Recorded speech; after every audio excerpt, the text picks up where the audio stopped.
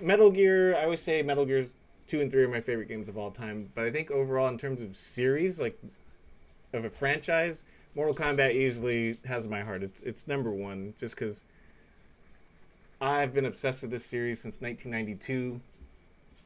I've got autographs from people that are in the games. I've interviewed people. I have comic books and posters and little arcade machines of it and stuff. It's my first love when it comes to gaming. So, hey everybody, how's it going? It has begun! Mortal Kombat 1 is here, and I am so excited that I've gotten a chance to play it and give you a first impression video on it. I've done the story mode, a little bit of the arcade mode, the invasion mode, which is promising. I'm going to do a little bit of a non-spoilery review. That's a hard word to say. For the first half, and then second half, we're going to do a deep dive. I'm talking Jacques Cousteau dive into the story mode, character analysis of certain characters being on, and give you my take on that. Let me know what you think in the comments. So without further ado, let's get into it. First things first, let's address the elephant in the room. Oh my god, the graphics on this game are insane. I would venture to say it's the best looking game I've ever seen, especially during the cutscenes.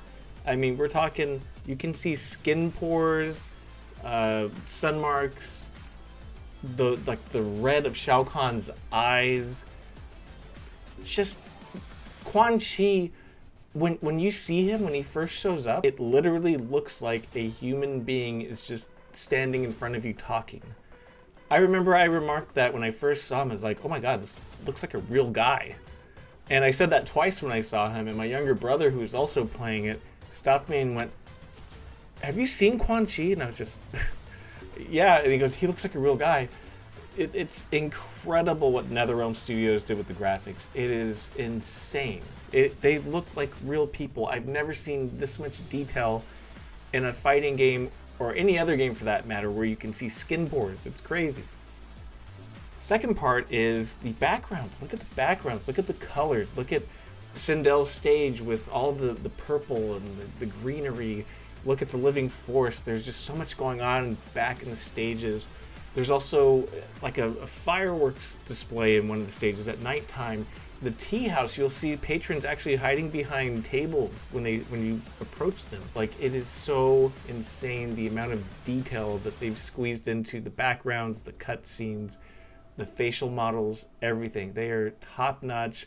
They can't be touched. NetherRealm Studios, great job. Second part's the music. One thing NetherRealm Studios and Midway Games have been known for is the music. I'm a huge Dan Forden fan from Mortal Kombat 1, 2, 3, 4, Mythologies. I love the guy's work. I don't know if he necessarily worked on this game, but if you listen very closely, you will hear little homages to Dan Forden's previous work from Mortal Kombat 2, Mortal Kombat 1, and Mythologies kind of sprinkled into each stage. Very nice Easter eggs. Also, voice acting, great. Lip syncing is great. The acting is pretty good. The only one, I'm not going to dunk on her too much, but the Megan Fox one, she seems a little out of place compared to the other people. But hey, she gets to live the dream. She got to voice a character in the game. I'm a little jealous. I'd like to do that one day. Wink, wink. And of course, the third part, one of the most important things in a fighting game is how does it feel? I love the first 3 Mortal Kombats, actually first 4. The first 4 Mortal Kombats in terms of you do a spear, you do a freeze, you get an uppercut, you might get a slide or a teleport or something like that. You get your free hit. I'm horrible at long combos from like Killer Instinct Gold. Yeah, those games kind of turned me off. And to be honest, Mortal Kombat X and Mortal Kombat 11, I actually didn't enjoy playing them. I didn't like the way it played, but I did enjoy Mortal Kombat 9's fighting system. And I want to say that this game borrows heavily in terms of combat from Mortal Kombat 9. It feels very fluid. I mean, I was doing 10 or 11 hit combos without even really trying. And it also made me want to try a little harder. There's some moves that I would pull off and I'm like, wait, how did I do that? And it made me really want to work. And I'm actually trying to study some of the characters so I can get better, because it just feels rewarding watching yourself do these great intricate combos, and it doesn't seem like that big of a headache. So overall, with graphics, sound, and gameplay, if you're a newbie to Mortal Kombat, this is a perfect jumping point to get in. NetherRealm Studios did a great job. They knocked it out of the park. I feel like a lot more love and heart was put into this one versus Mortal Kombat 11. So that's a huge accomplishment, and yeah, great job, NetherRealm Studios. Solid title.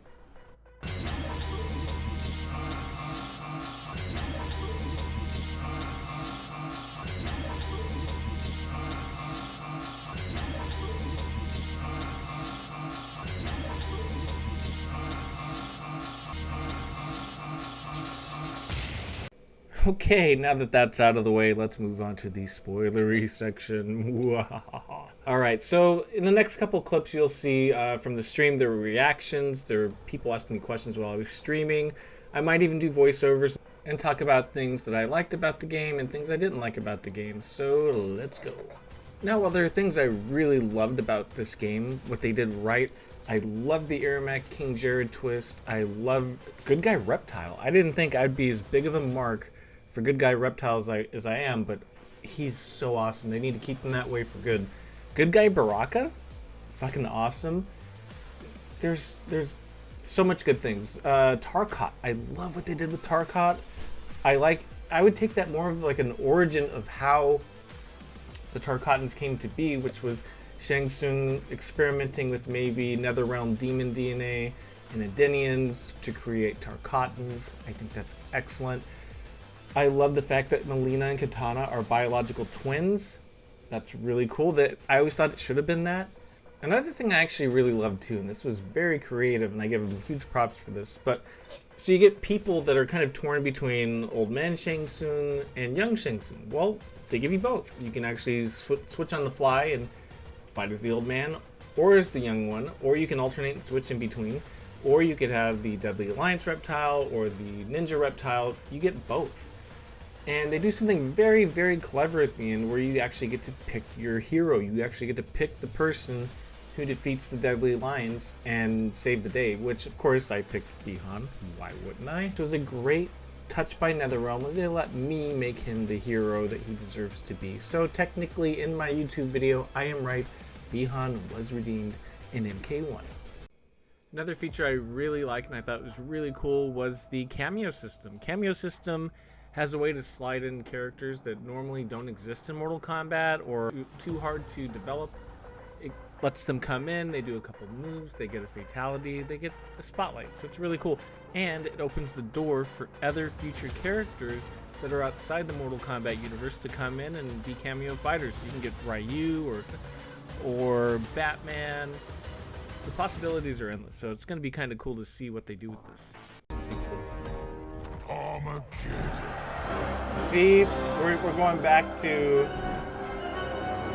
They're gonna have to reset the timeline all over again. Okay, I love Mortal Kombat. It's probably my favorite series of all time, but I'm gonna bitch about it. It's like I'm married for years and I can complain about my wife. They make really good ideas. They make all these changes, but then they go backwards. They put everything back to the way it was, and then they reset the timeline and do it all over again. That is the NetherRealm Studio writing, storytelling. What I find amazing is you'll get scenes where Reptile in MK1 establishes I was a freak, I was bullied, I was kicked out of my village because I had a shape-shifting ability. How did you meet Shang Tsung? That I could take human form made me a freak among my people. I was terrorized and run out. And in the same game, if you beat it with Reptile, it is announced that everybody in the village, or most people in the village, can shapeshift too. Upon a trove of official records, which showed that my shapeshifting ability isn't unique. Many Zaterrans are born with it. So you've completely negated his motivation for his story. You've made him just another Zaterran in his village. Now, here's where it gets a little tricky. I love the boys being brothers. Now, what I was really hoping for was there were 4 brothers in this. And you throw Hanzo in there as well. I think that would have been great, and have Kuai Liang be Tundra. I think that would have been really cool. Just a whole brotherhood of that. I think they really should have spent the whole first part of this game, or just this whole game, establishing that the Lin Kuei were Earthrealm protectors. I think that would have been really great. Maybe plant seeds of dissension between Smoke and Bihan and Hanzo and Kuai Liang. That would have been much better, but I think would have benefited from simmering down on a lot of things instead of jumping from Mortal Kombat 1 tournament to Armageddon in 5 hours. That was just way too fast. What I hate what they did with Bihan was they made him just this irredeemable piece of shit. I mean, we're talking, this is a game that has redeemed Reptile, Your blood Natara, will ease our hunger. Viternus won't feed on Outworld. Havoc, Shang Tsung, and Quan Chi. By the end of the game, they have some kind of redeemable moment. But Bihan's just a swarmy wrestling heel piece of shit through the whole game. And everybody hates Bihan, and everybody loves Kuai Liang. And I hate it, especially considering you have Serena in the game and Quan Chi. There's so much stuff you could have done, and there's so many Easter eggs that they've laid as nods to mythologies that they just didn't capitalize on, and I'm really disappointed that they didn't do that for my boy. I think there's going to be a Mortal Kombat 1 Aftermath, and I think it's going to center around maybe Havoc, Titan Havoc, unleashing Onaga, which would cause a lot of chaos, because they kind of push a repeating narrative in the game that Onaga needs to be tamed. The general wouldn't risk trying to tame him before, but now he feels we have no choice. I may need sorcery to tame Onaga. You cannot enlist me in your fool's errand. I think Havoc gets a hold of Onaga, and that's where all hell breaks loose in MK1 Aftermath. In parting, I want to thank you all for watching this video. You know I love Mortal Kombat. Very exciting. We've got a lot of content coming down the pipe. I think NetherRealm Studios is going to give us a lot of stuff for the next year or two. There's a lot of unanswered questions, like who killed Jared? Does Onaga escape? Who's the main bad guy?